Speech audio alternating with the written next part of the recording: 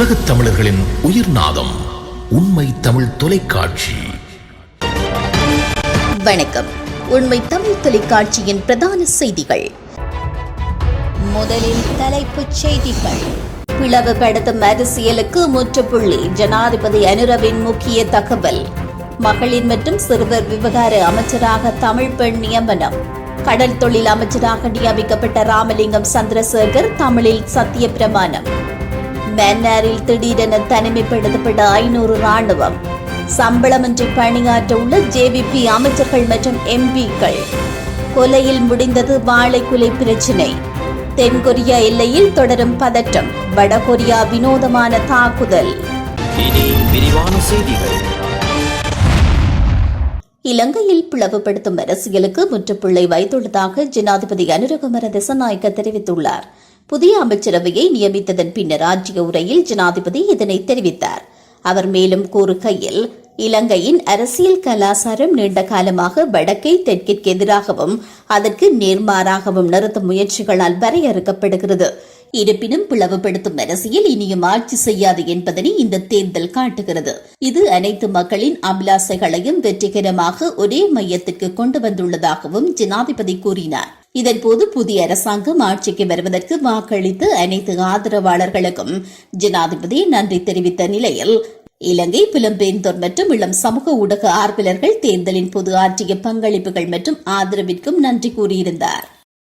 மகளிர் மற்றும் சிறுவர் விவகார அமைச்சராக சரோஜா சாவித்ரி போல்ராஜ் ஜனாதிபதி அனுரகுமார திசாநாயக்க முன்னிலையில் பதவி பிரமாணம் செய்து கொண்டார். இந்த புதிய அமைச்சரவை பதவி பிரமாணம் ஜனாதிபதி செயலகத்தில் இன்று திங்கட்கிழமை காலை நடைபெற்றது. நடந்து முடிந்த இலங்கை நாடாளுமன்ற தேர்தலில் ஜனாதிபதி அனுரவின் தேசிய மக்கள் சக்தி பெரும் வெற்றி பெற்ற நிலையில் புதிய அமைச்சர்களின் நியமனம் இன்று இடம்பெற்றமை குறிப்பிடத்தக்கது.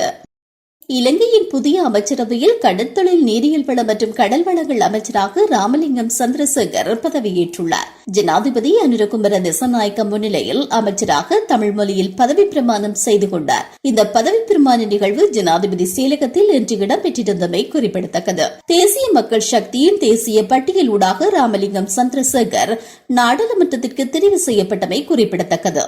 இலங்கை நாடாளுமன்றத்தின் குழுக்களின் பிரதி தலைவராகவும் தேசிய மக்கள் சக்தியின் தேசிய செயற்குழு உறுப்பினராகவும் யாழ் மாவட்ட அமைப்பாளராகவும் கடந்த காலங்களில் இவர் பணியாற்றியிருந்தார். யாழ் மாவட்டத்தில் இந்த முறை தேசிய மக்கள் சக்தி அதிக வாக்குகளை பெற்று 3 ஆசனங்களை கைப்பற்றியுள்ளது.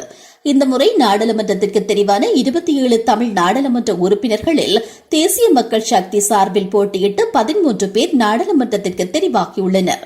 இதேவேளை நடைபெற்று முடிந்த நாடாளுமன்ற தேர்தலில் தேசிய மக்கள் சக்தி சார்பில் 141 நாடாளுமன்ற உறுப்பினர்கள் நேரடியாகவும் 18 நாடாளுமன்ற உறுப்பினர்கள் தேசிய பட்டியலூடாகவும் தெரிவாகி இருந்த நிலையில் மொத்தமாக 159 நாடாளுமன்ற உறுப்பினர்கள் தேசிய மக்கள் சக்தியிலிருந்து நாடாளுமன்றத்திற்கு தெரிவாகியுள்ளமை குறிப்பிடத்தக்கது. மன்னார் படுத்தல் தீவு பகுதியில் உள்ள ராணுவ முகாமில் சுமார் 25 ராணுவ வீரர்கள் காய்ச்சலால் பாதிக்கப்பட்டுள்ளதாக ராணுவம் தெரிவித்துள்ளது.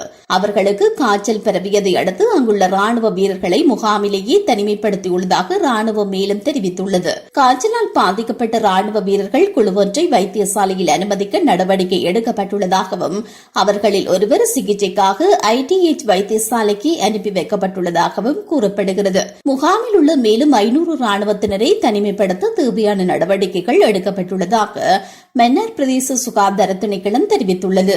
இதேவேளை கடந்த 11ஆம் தேதி முதல் ராணுவ வீரர்களுக்கு காய்ச்சல் பரவி வருவதாக கூறப்பட்டுள்ளது. தேசிய மக்கள் சக்தியின் கீழ் நாடாளுமன்றத்திற்கு நியமிக்கப்பட்டுள்ள அனைத்து பாராளுமன்ற உறுப்பினர்களும் அமைச்சர்களும் சம்பளமின்றி பணியாற்ற தயாராக இருப்பதாக அந்த கட்சியின் அனுராதபுரம் மாவட்ட நாடாளுமன்ற உறுப்பினர் சுசந்தகுமார தெரிவித்துள்ளார். அதற்கான ஒப்புதல் அடிப்படையில் முடிவு செய்யப்பட்டுள்ளதாகவும் சுசந்தகுமார கூறியுள்ளார். ஊடகவியலாளர் சந்திப்பில் கலந்து கொண்டு கருத்து தெரிவிக்கும் போது அவர் இவ்வாறு கூறினார். இதேவேளை இலங்கையில் 76 வருடங்களாக மக்கள் மகிழ்ச்சியாக வாழ வேண்டும் என எதிர்க்கட்சிகள் கூறுவதால் தற்போதைய அரசாங்கம் குறுகிய காலத்தில் கவிழாது என்றும் சுசந்தகுமார இதன்போது மேலும் தெரிவித்துள்ளார். மாத்தளை, ரத்தோட்டை, நாகலியத்து பிரதேசத்தில் பொல்லால் தாக்கப்பட்டு ஒருவர் கொலை செய்யப்பட்டுள்ளதாக போலீசார் தெரிவித்துள்ளனர். இந்த சம்பவத்தில் ரத்தோட்டை நாகுலியத்து பிரதேசத்தை சேர்ந்த 46 வயதுடைய 2 பிள்ளைகளின் தந்தை ஒருவரே கொலை செய்யப்பட்டுள்ளார். 1000 ரூபாய் பெறுமதியான வாழை கொலையை திருடிய சம்பவம் தொடர்பில் கொலை செய்யப்பட்டவருக்கு மயல் வீட்டாருக்கும் இடையில் ஏற்பட்ட வாக்குவாதம் எல்லை மீறியதால் குடும்பஸ்தர் கொலை செய்யப்பட்டதாக தெரிய வருகிறது. இந்த சம்பவம் தொடர்பில் வாழை கொலையை திருடியதாக சந்தேகிக்கப்படும் மயல் வீட்டார் சந்தேகத்தின் பேரில் கைது செய்யப்பட்டுள்ளதாக போலீசார் கூறியுள்ளனர். வடகொரியா தென்கொரியாவை குறிவைத்து மிக வினோதமான தாக்குதலை முன்னெடுத்துள்ளது. ராணுவம், ஏவுகணை போன்றவை வடகொரியா நடத்தும் இந்த உளவியல் தாக்குதலில் தென்கொரியா எல்லையோர கிராமம் கடுமையாக பாதிக்கப்பட்டுள்ளது. வடகொரியாவிற்கும் தென்கொரியாவிற்கும் இடையே பல காலமாகவே மோதல் போக்கு நிலவி வருகிறது. இதனால் இரு கொரிய நாடுகளின் எல்லைகள் பதற்றமாக இருக்கும். இதற்கிடையே தென்கொரியாவில் வினோதமான தாக்குதலை வடகொரியா நடத்தி வருகிறது. தென்கொரியா எல்லையில் அமானுஷ்யமான வினோதமான ஒலிகளை தற்போது வடகொரியா எழுப்பி வருகிறது. தென்கொரியா கிராம மக்களின் அன்றாட வாழ்க்கையை சீர்குலைக்கும் வகையில் இருப்பதாக முறைப்பாடுகள் எழுந்துள்ளன. எல்லையில் உள்ள டாங்சன் என்ற கிராமத்தை குறிவைத்துத்தான் வடகொரியா இதனை செய்து வருவதாகவும், அங்கு கார் விபத்துகள் ஏற்படுவது போன்ற சத்தம், பேய் அலறுவது போன்று தொடர்ச்சியான வினோதமான சத்தங்களை ஒலிபெருக்கியில் போட்டு வடகொரியா ஒலிபரப்புகிறது. இது அங்குள்ள கிராம மக்களை கடுமையாக பாதிக்கிறது. அந்த பகுதி மக்கள் மேலும் கூறுகையில், பல மாதங்களாகவே தொடர்ந்து இதை செய்து வருகிறார்கள். முன்பாவது மனித ஒலிகளைத்தான் எழுப்பினார்கள். அதை சற்று சமாளிக்கும் வகையில் இருந்தது. ஆனால் தற்போது பேய் சத்தம், உலோகங்கள் மோதும் சத்தம் என்று எல்லை மீறி போகிறார்கள் என்று கூறியுள்ளனர். மீண்டும் தலைப்புச் செய்திகள். பிளவுபடுத்தும் அரசியலுக்கு முற்றுப்புள்ளி. ஜனாதிபதி அனுரவின் முக்கிய தகவல். மகளிர் மற்றும் சிறுவர் விவகார அமைச்சராக தமிழ் பெண் நியமனம். கடல் தொழில் அமைச்சராக நியமிக்கப்பட்ட ராமலிங்கம் சந்திரசேகர் தமிழில் சத்திய பிரமாணம். மன்னாரில் திடீரென தனிமைப்படுத்தப்பட்ட 500 ராணுவம். சம்பளமின்றி பணியாற்ற உள்ள ஜேவிபி அமைச்சர்கள் மற்றும் எம்பிக்கள். கொலையில் முடிந்தது வாழை கொலை பிரச்சினை. தென்கொரியா எல்லையில் தொடரும் பதற்றம். வடகொரியா வினோதமான தாக்குதல். இத்துடன் இந்த செய்திகள் நிறைவடைகின்றன. மேலதிக செய்திகளை தெரிந்து கொள்ள உண்மை தமிழ் தொலைக்காட்சியோடு இணைந்திருங்கள். வணக்கம். உலகத் தமிழர்களின் உயிர்நாதம் உண்மை தமிழ் தொலைக்காட்சி.